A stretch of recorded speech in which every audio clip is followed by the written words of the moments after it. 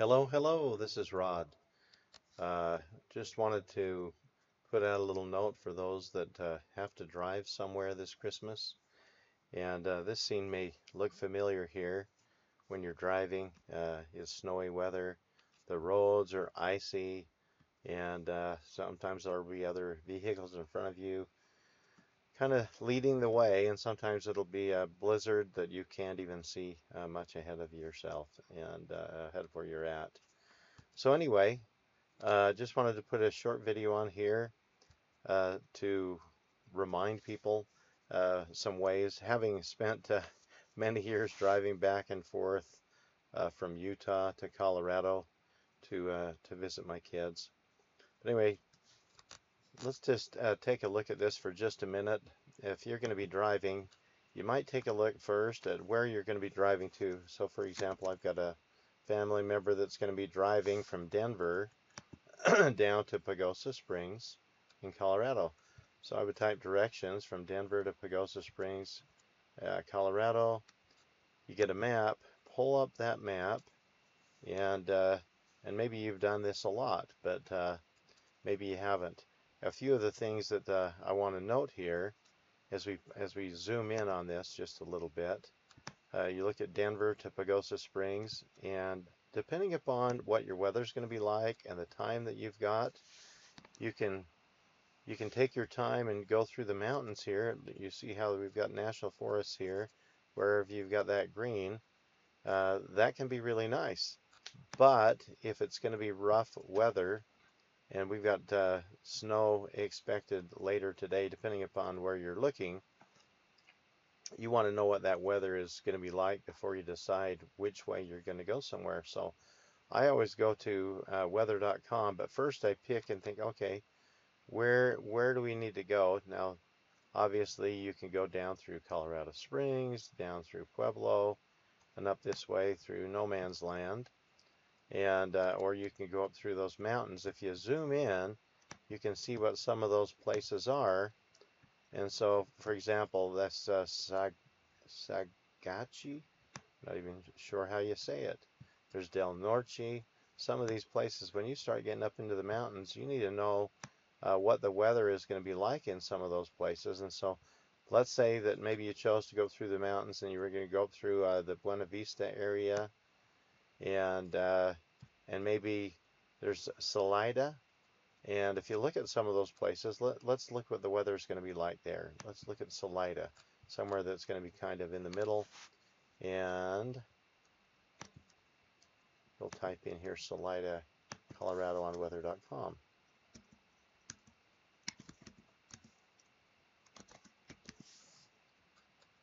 Okay, there's Salida, Colorado.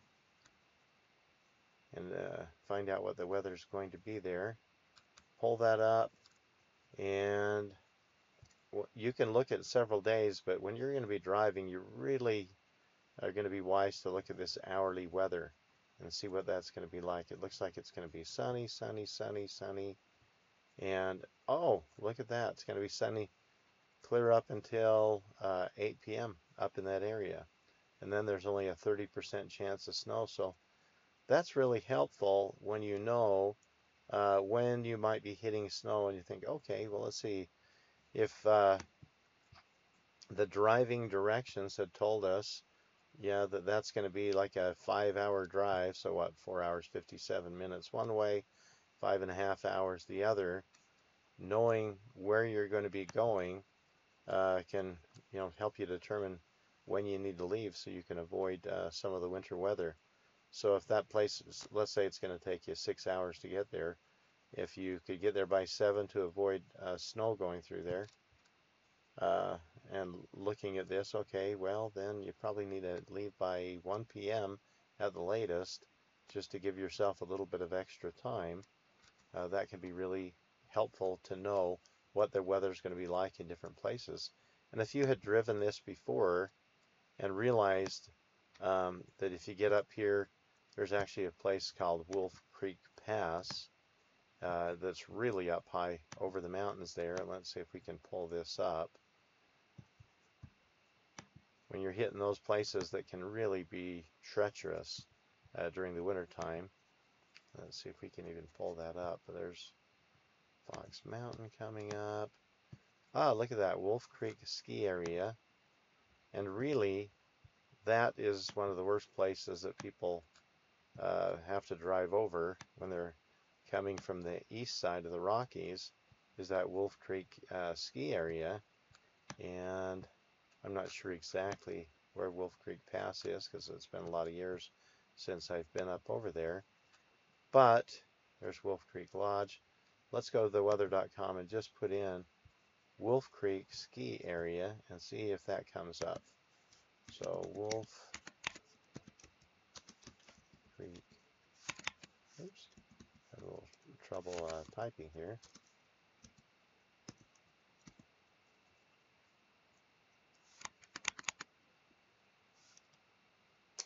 And I'm not sure if that's going to come up at all or not. Ski area. And I don't see that coming up, so I need to put in something a little bit different than that. But let's zoom back just a little bit. We want to be able to get one of those places that's in the mountains up there so that we can know what the weather might be like up in that area. Be a really good idea to know. And it's so high, there's really not, other than that ski area, I don't see anything else coming up there. Fun Valley Family Resort. And here's a place called Alpine? Girard? Those might be good places to look at.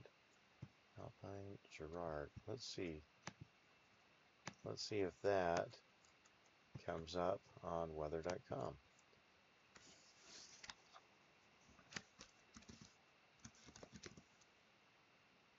Oops. And let's see, Alpine, that's right.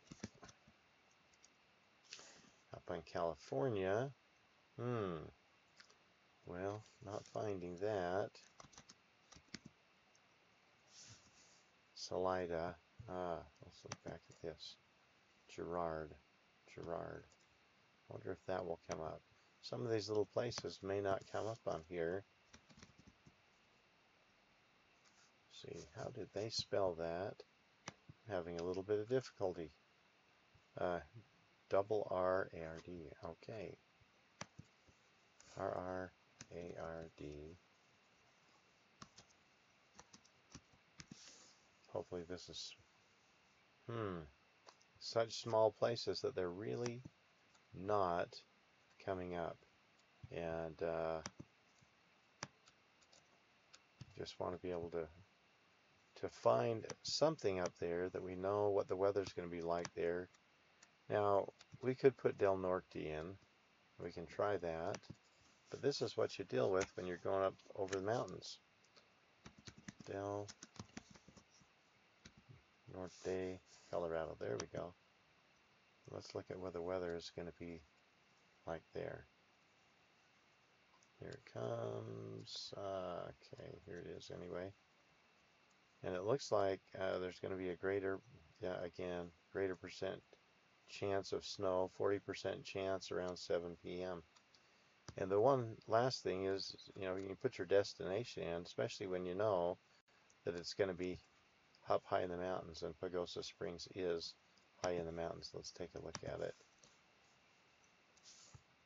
Let's click up there. And I seem to be having a little bit of difficulty. There we go.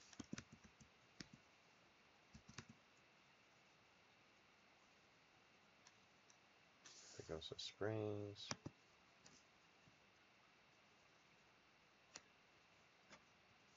Hold it up. Okay, now look at this. We're not on the hour by hour. Let's pull that up.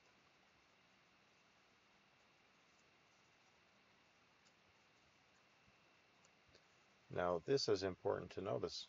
If you're getting to the destination of Pagosa Springs later today, it looks like it is an 80% chance of snow by 4 o'clock in the afternoon. By 3, there's a 60% chance of rain. and that can easily change to snow and earlier than that. So probably a good to get there by 3, which means it may be a very good idea to leave by 9 a.m. And but this can really be helpful to you, knowing what the weather is, and if you can look at it hour by hour, it does change. But this is sure better than just taking a guess at what you think the weather is going to be from a 5-day forecast. Because knowing that there's an 80% chance of snow by 4 p.m. and 95% by 5 p.m. can really be a lot more helpful than just looking at a 5-day forecast. If you're looking at the 5-day forecast, you say, oh, well, let's see, today it's going to be rainy with a little bit of snow maybe.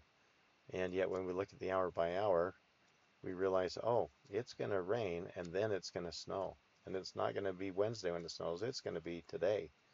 And so those are some things to really take a look at. A few other things worth noting. There's other things you can look at like TripAdvisor, TripSavvy, but one of the things that I find really important is to look at things that you might need to have in your car. So here is someone's list of 15 items that you might want to put in your car.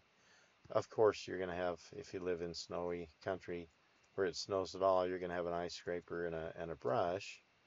And it's a really good idea to have a blanket in your trunk. It's a good idea to have a small shovel, obviously gloves, other winter clothing. Make sure this time of year that you've got a pair of boots in your trunk if you're in places that it can snow. And it's probably a very good idea to have a flashlight in there, and a bag of rock salt is really good. Kitty litter, in case you get stuck, those are things in an icy place that you can put down that can help give your tires some traction.